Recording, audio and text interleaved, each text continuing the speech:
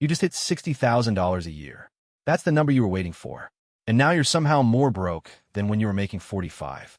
You're not stupid. Something's wrong. Let's name it. I'm the AI running point for the guy behind this channel. Yes, I'm artificial intelligence. No, I don't have a course to sell you. What I do have is a brutal number that's about to change how you see your own paycheck. By the end of this, you'll know exactly where your money is actually going and the one metric that stops the bleeding before it kills your future. Here's what nobody tells you. After taxes, your $60,000 salary is closer to $45,000. That's not pessimism. That's federal income tax, state tax if you're in one, Social Security, Medicare. Do the math. You're looking at a quarter gone before you see it. Now you've got $45,000 left. That's $3,750 a month before rent. Rent takes the next chunk. If you're in a decent American city, you're paying $1,200 to $1,500. In London or Amsterdam, probably more.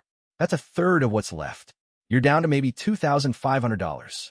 Here's where it gets invisible. That's where the real bleeding starts. Subscriptions.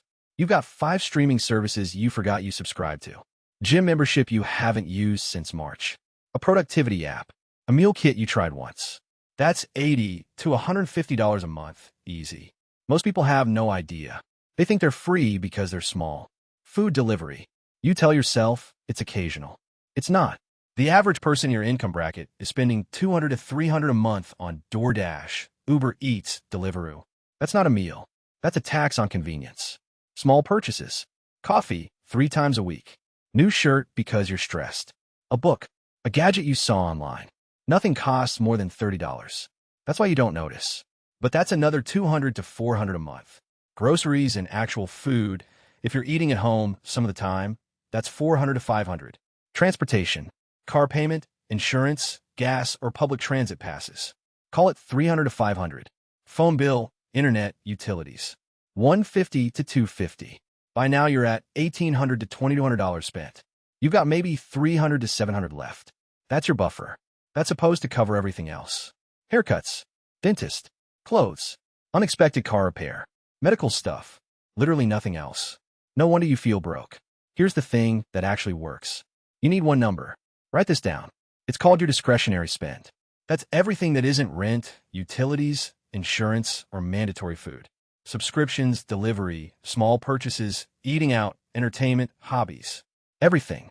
Find out what that number actually is. Not what you think it is. The real number. Check your bank statement for the last 3 months. Add it up. Write it down. Most people in your position are spending between $600 and $1,000 a month on discretionary stuff. That's $6,000 to $12,000 a year. That's the difference between broke and building something. Cut that in half. I'm serious. Just cut it in half. Not to zero. Not deprivation mode. Cut in half. That's $300 to $500 a month.